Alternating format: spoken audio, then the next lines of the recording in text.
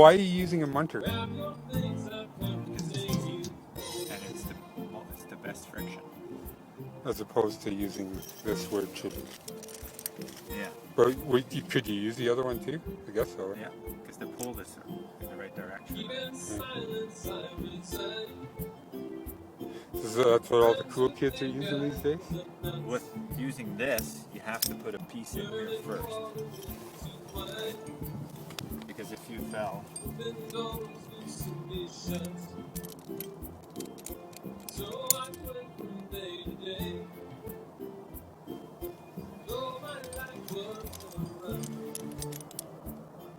Oh, I see. if you fell right off the anchor, The pull is just straight through. Straight through. Whereas after Even you just put a draw on that bolt, yeah. which I'm going to do anyhow. And then as soon as you leave, it's fine, right?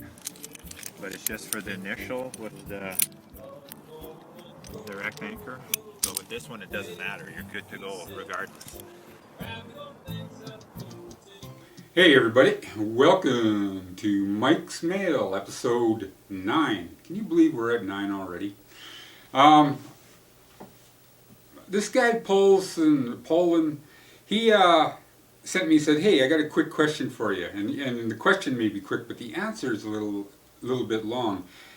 In a nutshell, here's what he's asking. He's asking, you know, I'm on a stance and my buddy's he's a bit heavier than me. He takes a whipper, and what his concern is that, you know, he's tied to the belay in the typical manner that we in North America do this, which is to clip to our harness and then belay off of our harness. But in which case, there's some room for travel should the lead climber, who can generate an awful lot of force, fall. He would pull him off his stance, and there's a chance that he would get pulled into the rock wall, you know, and get face planted in there, or pulled into a roof that's just over his head or something like that, and and get hurt in the process. And you know, I think this has been a concern since the first time any guide has ever tied into a client is, how am I going to be on belay? And if he does take a good whipper, you know, will the self-preserving instinct of the client make him drop the belay and save himself, causing the guide to take a, you know, potentially life-threatening fall. You know, the best thing that I can do is I'm going to give you, in the show notes, I'm going to give you a link to some research that was done by a German mountain guide, Chris Semal, I believe. And this research was done in 2005. And what it is, essentially, is belaying directly off the anchor, you know, like one of the anchor points itself, and not off of your harness, so that the anchor takes the force, and not you directly, and you're just sort of belaying the rope through one of the pieces of the anchor.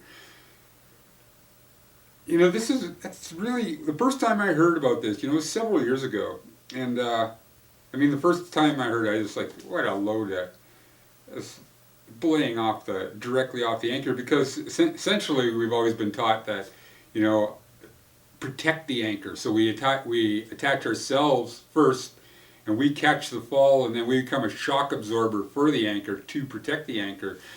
But in a lot of cases of lots of multi-pitch climbs, it's not really a concern, because the anchors are two bolts, or in ice climbing, two solid ice screws that take multi-directional forces that we just can't create, right? If the ice screws are in good ice, or the bolts are in good rock and they're placed correctly, protecting them would be like, you know, sending a foot soldier out to protect a tank, when actually it's the tank that's supposed to be protecting the foot soldier.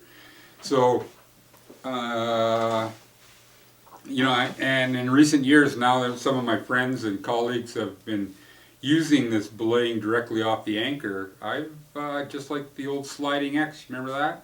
Well, I've kind of softened on my stance of, you know, this is a load of crap. And in fact, now I've used it a few times, and there is definitely a place for it. Let me show you this video first to show you how violent a fall can be. This is produced by the ACMG. You can find it on Vimeo at this address right here, and it'll also be in the show notes. And they go into an extensive amount of information on how to hook up one of these belay, or a belay specific to belaying directly off the anchor, and also you know, the do's and don'ts and whys and hows and stuff. There is one point that I found to be a bit of a concern, and it was right here, is where how close the redirectional was to the ATC device. And it seemed to me that, you know, the ATC device could be pulled into the redirectional carabiner, and perhaps should have been placed up higher, because we are talking about, or on the other bolt, just so that it has more difference. But you know, in Chris Semmel's research, the he does a similar thing, and I don't know if these guys are getting, ACMG is getting their information directly from this article, or have they tested this? Because I haven't tested it myself personally, and the few times that I have used it, I've always, you know, placed my my directional piece further away from the belay device. Alrighty, so let's take a look at this little video here. That's a pretty violent fall too, because, you know, like a 1.5 fall factor is pretty high, right? And so it can produce an awful lot of energy. And as we see, you know, it takes a 200-pound man, lifts them up like it's not even there, and then shoves them against the wall. And this is on a nice smooth rock wall. If there are boulders protruding and overhangs above you or anything like that, I mean, you know, it could be a completely different scenario altogether. You know, it could hurt quite a bit, to say the least. In the second scenario here, you see where he's belaying directly off the anchor. The rope is pulled out of his hands, and there's a little bit of motion, but essentially it's easy for him to maintain the belay. It's the same fall factor, 1.5, and still a very violent fall factor. So there is some merit to this system, as silly as it sounds to us North Americans at first, but you know, we're slow to, it's a long ways across the ocean. This stuff has a long swim to get to us. Also the anchor construction, it's really helpful when the anchors are built with this in mind, right? And so a few friends of mine now have started changing the way they construct their anchors and such that they have the fixé wrap points, and it's nice and easy for them to just clip in and start using this, because they're essentially creating guiding routes for themselves and recreational, and for recreationists. So it's a kind of a different mindset. Where it stands with traditional gear, I would still, you know, you'd have to be pretty leery, or a little leery anyhow, and a little bit concerned about how the anchor is constructed. It has to be designed for upward pull, and quite often, you know, with wires and pins and cams and things like that, we can often, you know, get a directional pull. But when you're building the anchor now for two directions, it's a different concern altogether. And it's not something I can teach here. And I really can't even teach you how to do this. I can just talk to you from my experiences. The method of belaying out, or paying out the rope, is, I find, the first few times that I did it, I found it very difficult to control. When they say like chest level, well, the thing is, I was either had way too much rope out, or the rope was too tight, and I had very difficult for me to control. When the rope was below me, you know, or the anchor was lower, like knee level or something like that, and it was like, yeah, I could play this out pretty good. But you wouldn't be able to use a tubular device, which, by the way, is what they recommend as, you know, doing the most braking power. But it added a munter hitch, or Italian hitch, whatever you want to call it, and a figure of 8 belaying off of that were adequate, right?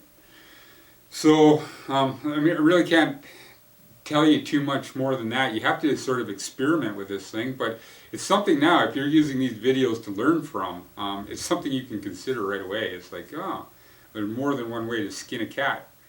Or as I was going to say, as my wife says, you know, you can teach a stupid dog new tricks. Referring to me, of course.